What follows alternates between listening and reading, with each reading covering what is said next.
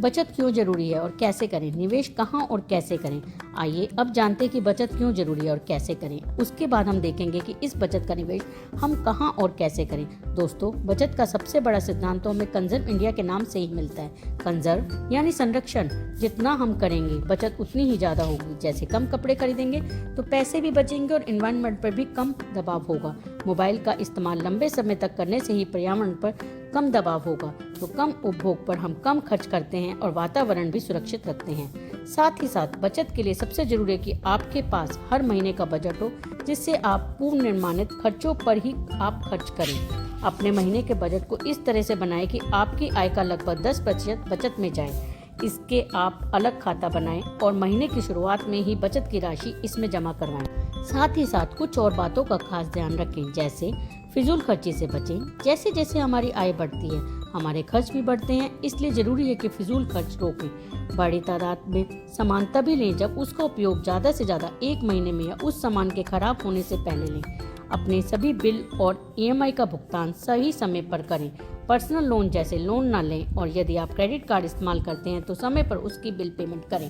Credit card से हमें पैसे न होने पर भी सामान खरीदने की ताकत मिलती है, पर हमारे ऊपर कर्ज भी बढ़ाता है। इसलिए सोच समझकर उपयोग करें या ना करें। किसी भी तरह की आय वृद्धि या बोनस आदि को बचत में जोड़ें। खर्च करने से खुद को रोकें। अपनी बचत को स्वचालित करें। आजकल बैंक आपको ऑटो डेबिट जैसी सुविधा देते हैं, जिससे आपके खाते से पैसे अपने आप आपकी तय डेट पर ट्रांसफर हो जाते हैं। और आखिर में कम लागत वाले मनोरंजन अपनाएं।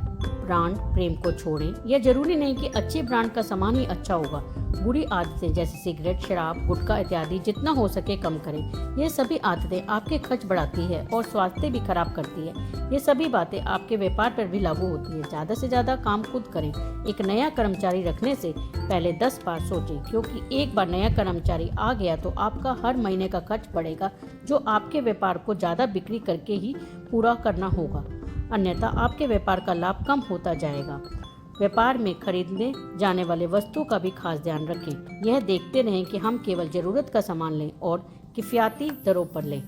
तो अब आप जान गए कि बचत के लिए क्या करना है, परंतु इसके साथ साथ बचत को सही जगह निवेश भी करना जरूरी है। निवेश के लिए आज हमारे पास बहुत से विकल्प हैं, जैसे bank fix deposit, bank recurring deposit, bank provident fund, post office scheme जैसे नेशनल पेंशन स्कीम, महिला सम्मान सेविंग सर्टिफिकेट, किसान विकास पत्र, सुकन्या समृद्धि आदि, mutual fund, shares, gold, national pension scheme, unit linked insurance plan, real estate या जमीन जायदाद। सभी निवेश के विकल्प बहुत अच्छे हैं।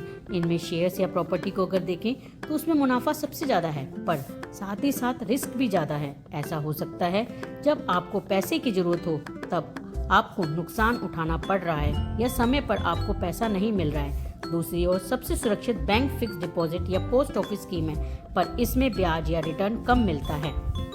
निवेश के लिए सबसे पहले आप खुद पर निवेश करें। यदि आपने हेल्थ इंश्योरेंस या स्वास्थ्य बीमा नहीं लिया है तो सबसे पहले अपने परिवार और अपने लिए स्वास्थ्य बीमा लें।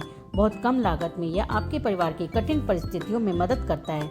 आप अपने कर्मचारियों के लिए ESI जैसी सुविधा प्रदान कर सकते हैं।